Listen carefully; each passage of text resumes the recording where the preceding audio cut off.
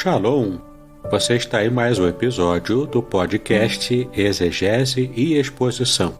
Exegese on demand para você. Aqui é o Davidson Pignon, sou mestre em Ciências da Religião, pastor congregacional, professor de exegese bíblica no seminário e também publisher editorial. Para mim é um grande prazer ter você acompanhando os episódios que lanço todas as semanas neste programa.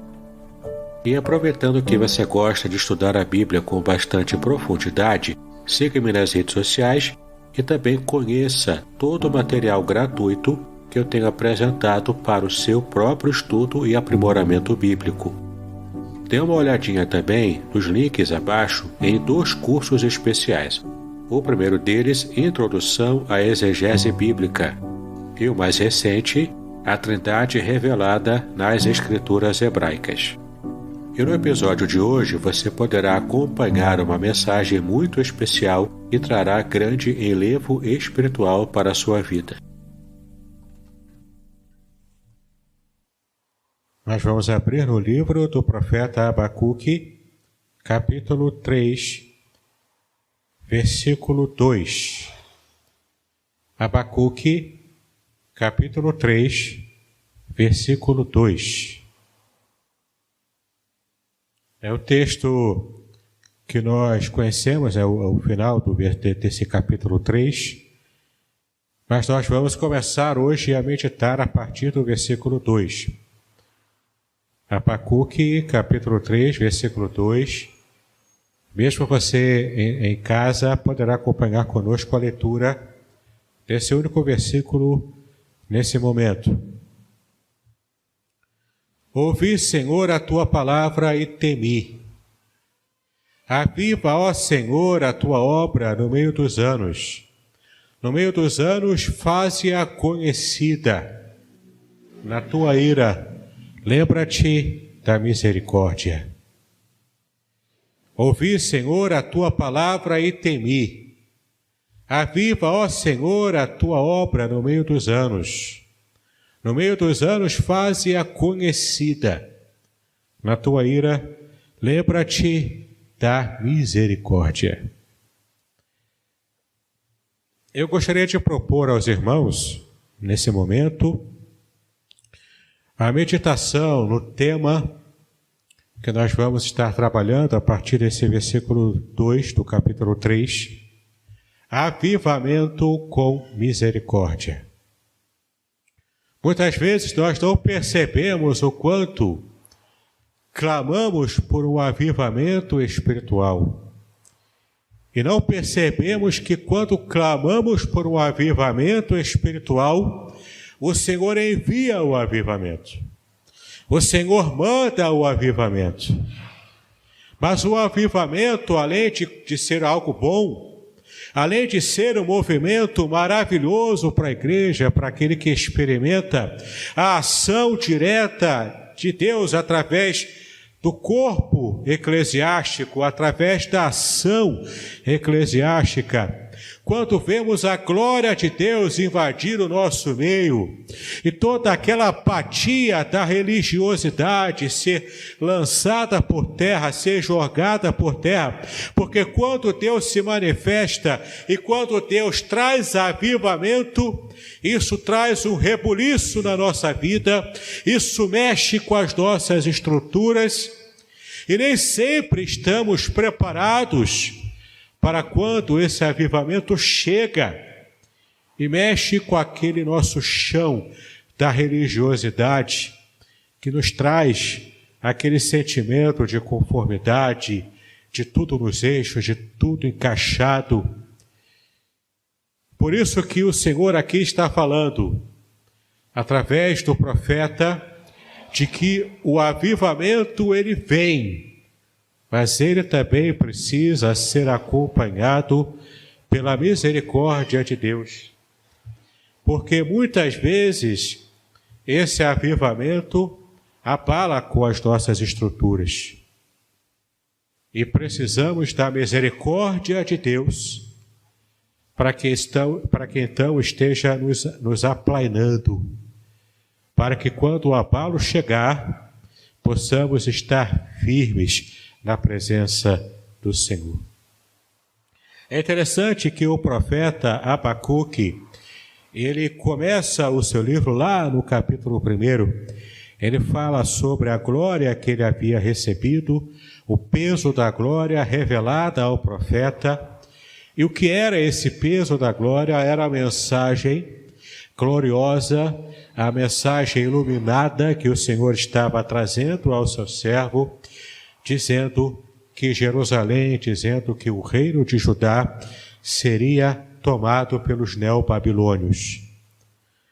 E naquele momento de profunda insatisfação divina com o modo como o seu povo estava agindo, estava servindo a ele, naquele momento, mesmo assim, o Senhor mantém viva a chama da sua aliança com Israel, e ele avisa ao profeta. Ora, o salmista já disse que o Senhor não faz nada sem que antes ele revele aos seus profetas.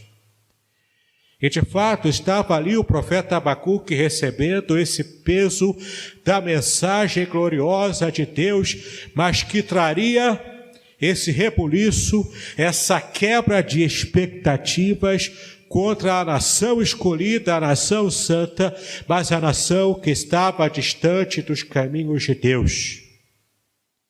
A nação que conhecia a Deus como nenhuma outra nação, mas que naquele momento carecia de arrependimento, carecia de mudança, carecia de restauração na sua vida espiritual. E era isso que Deus estava falando com o profeta, porque quando ele diz que os neobabilônios invadiriam Judá e trariam sobre eles o juízo divino, o profeta entra em parafuso. Como assim? Não entendi.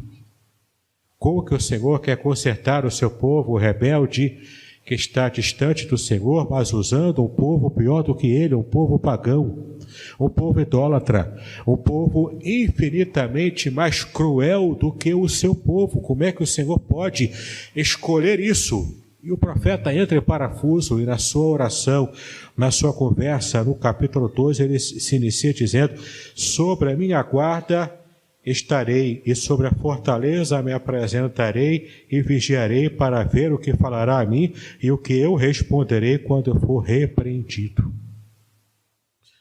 O profeta estava nesse momento colocando o Senhor a par daquilo que estava no seu coração, na sua mente.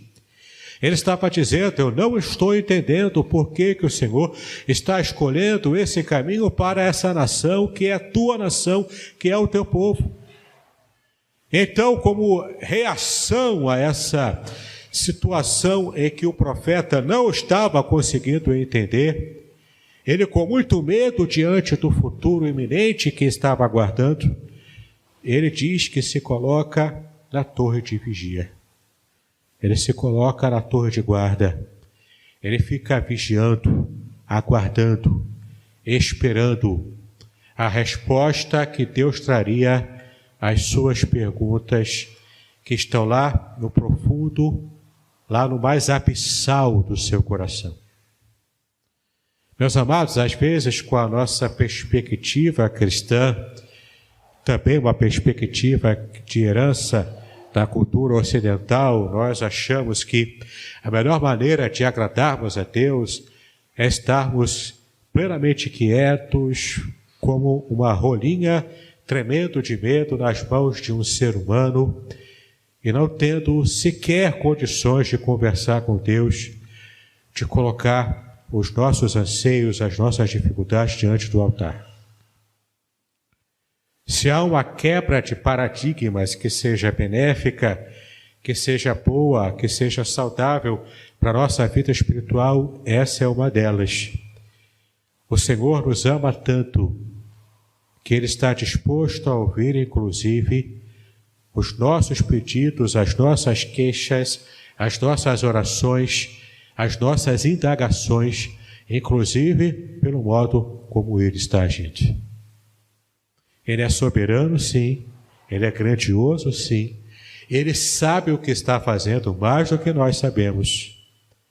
mas ainda assim o Senhor não se furta em ouvir as nossas orações, inclusive as nossas orações quando expomos abertamente, claramente, as nossas dúvidas quanto ao próprio modo de agir do Senhor. Aqui não é uma questão de desrespeito, aqui é uma questão de confiança, aqui é uma questão de um relacionamento profundo, profundamente enraizado no conhecimento que nós temos de Deus. E então no capítulo 3, depois no capítulo 12, o profeta receber a resposta que Deus estava dando a ele, Deus está falando para ele, olha, fique tranquilo, está tudo sob o meu controle, mesmo o povo da Babilônia, os neobabilônios, Nabucodonosor, o grande imperador e conquistador do mundo antigo, mesmo esse povo, essa nação pagã, ela está nas minhas mãos, e no tempo certo eu requererei dessa nação os seus próprios pecados. Mas cumpre à nação de Israel, cumpre ao reino de Judá, que esteja se apercebendo dos seus próprios pecados em particular. É interessante que essa resposta que Deus dá ao profeta, o Senhor diz para ele que era para colocar de modo bem visível para que todas as pessoas que passassem correndo, talvez atarefado demais ou talvez já apavorado pelas conquistas e as informações que recebiam do avanço dos neobabilônios contra Judá, aquele que estava passando apavorado, cuidando talvez da sua própria vida, buscando alguma segurança, uma segurança inócua. Então o Senhor diz, escreve numa tábua bem grande, para que as pessoas que passam correndo possam ler e possam entender o porquê Deus está trabalhando dessa maneira. O porquê Deus está revelando tudo isso. Eu estou mostrando para o meu povo, para a minha nação, como eu pretendo trabalhar. Então, no capítulo 3, Abacuque fecha o seu livro, já após ter ficado na torre de vigia, já após ter recebido a resposta certa, direta de Deus, ele então, já tendo essa resposta completa, ele escreve, fechando o seu livro, um salmo. Um salmo tão especial, um salmo tão bem feito, que ele poderia tranquilamente figurar entre os salmos de Davi. Quem sabe ele poderia ser encaixado, se tornando o Salmo 151. Porque ele tem toda a estrutura de um salmo. Tem inclusive, o que os salmos têm, são os únicos livros da Bíblia, que tem no original, em hebraico, tem lá o título do salmo. Quem escreveu o salmo, quem foi o autor do salmo.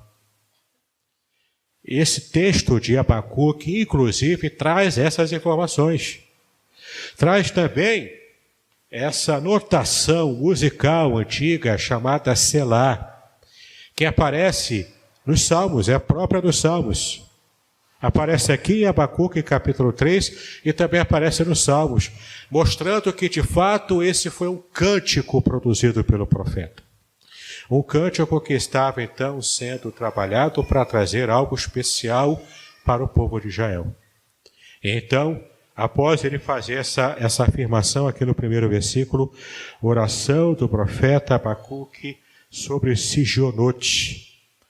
Era um salmo, era um cântico produzido pelo profeta. Então, no versículo 12, ele começa o seu cântico.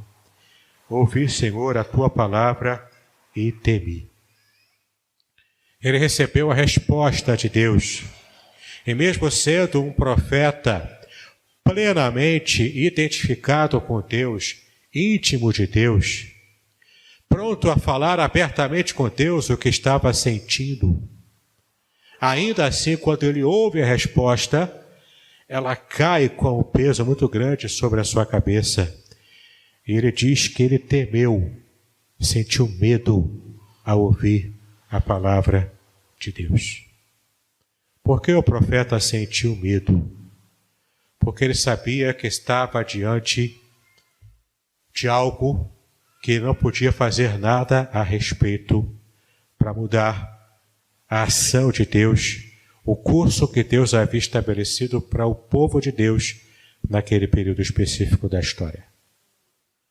Naquele momento, o profeta recebeu a resposta, mas como um peso na sua cabeça, no seu coração, na sua vida. E quando ele recebe aquela resposta e teme por ela, quando ele teme pelo futuro que Deus estava trabalhando e reservando para a nação escolhida, então aquele profeta, ele pede ao Senhor, logo no início do versículo, logo nesse começo desse cântico, desse salmo, ele fala: aviva ao Senhor a tua obra no meio dos anos. Então fica a pergunta, porque o texto não está tão claro assim, qual seria essa obra que ele pede para que Deus avivasse? E que anos são esses que ele se refere? A resposta mais clara é que esses anos se referem aos anos do cativeiro que viriam. É bem tranquila de se entender. Então ele pede para que Deus avivasse a sua obra no meio desses anos difíceis que viriam pelo cativeiro. E que avivamento é esse? É trazer vida, trazer algo que está pujante e tendo uma sobrevida em uma situação de morte. Em uma situação de morte espiritual, ele pede que Deus infunda a vida divina, para que então esse avivamento possa trazer algo específico, algo especial. Esse avivamento, o profeta pede para que venha sobre a obra de Deus. E esse enigma, que obra seria essa? A melhor forma de entendermos esse pedido de avivamento na obra é a obra da aliança que Deus havia feito com o seu povo.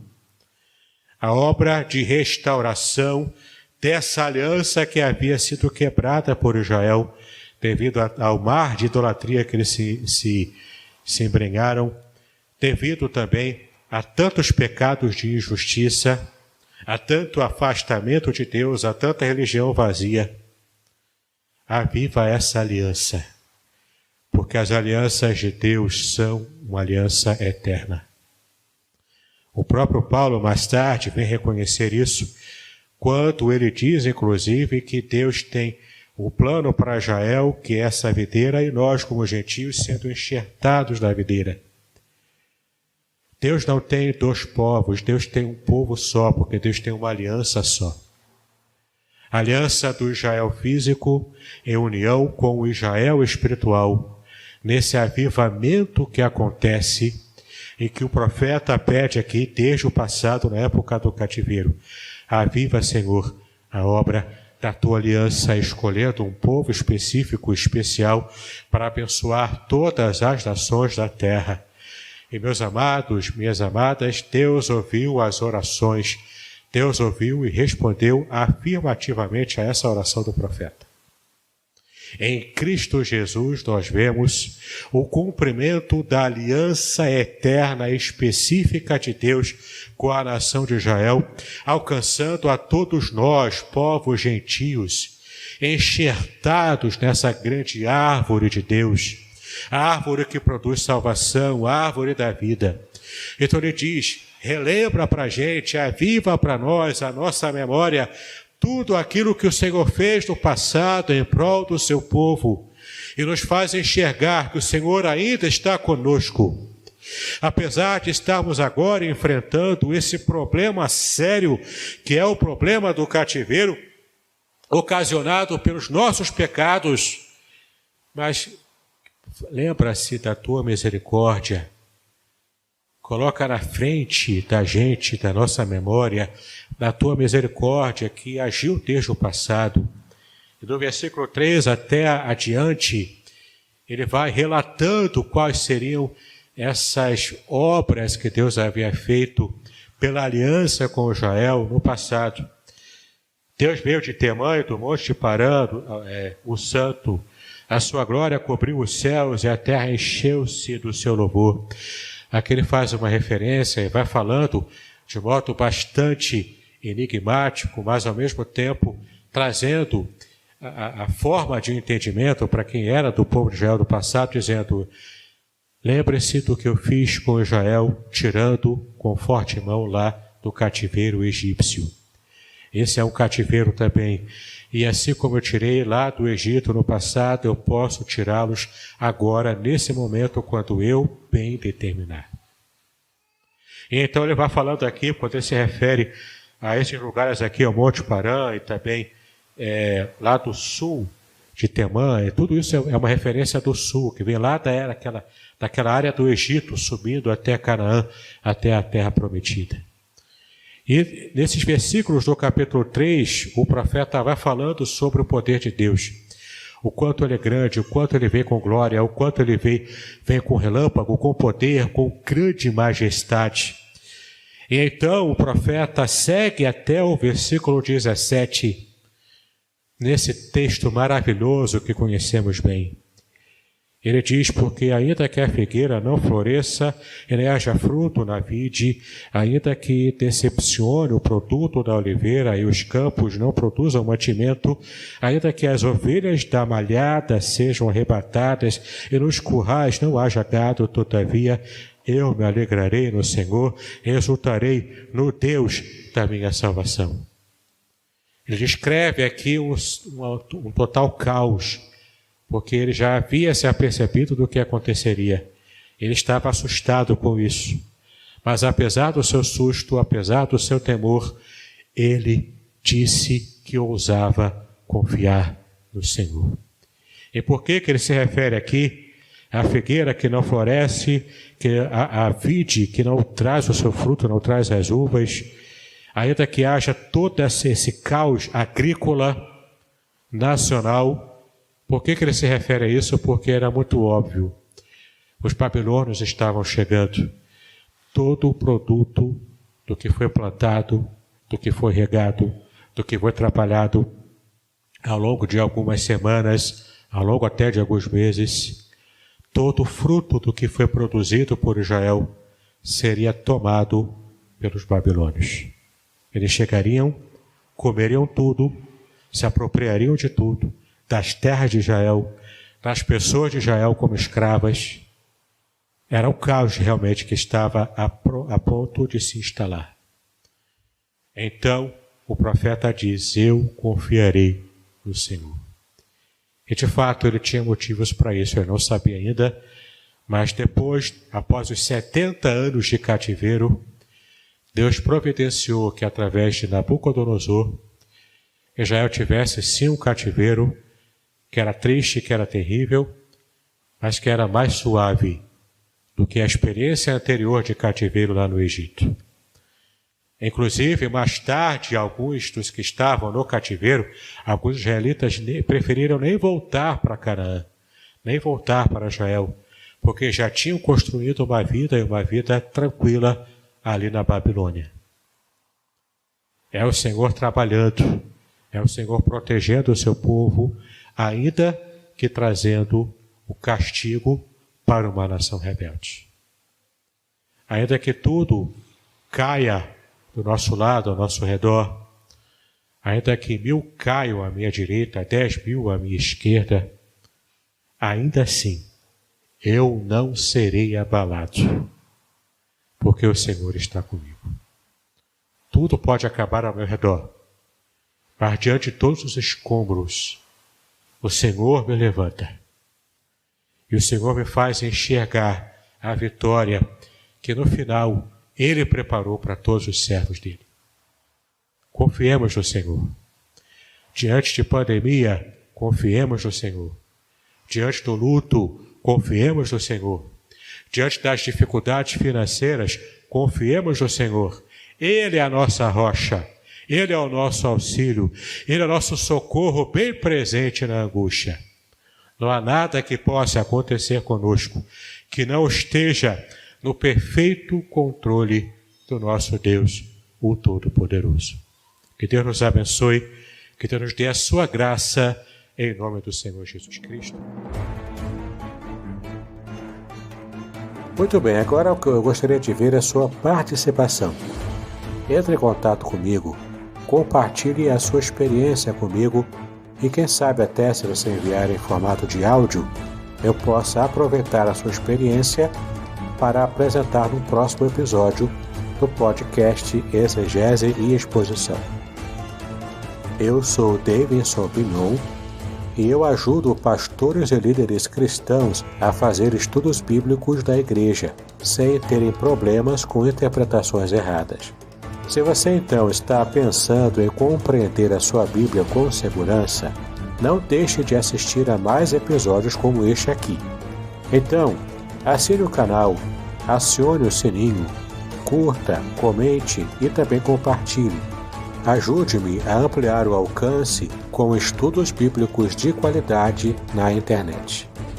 Que Deus abençoe os seus estudos, paz e bênção sobre a sua vida.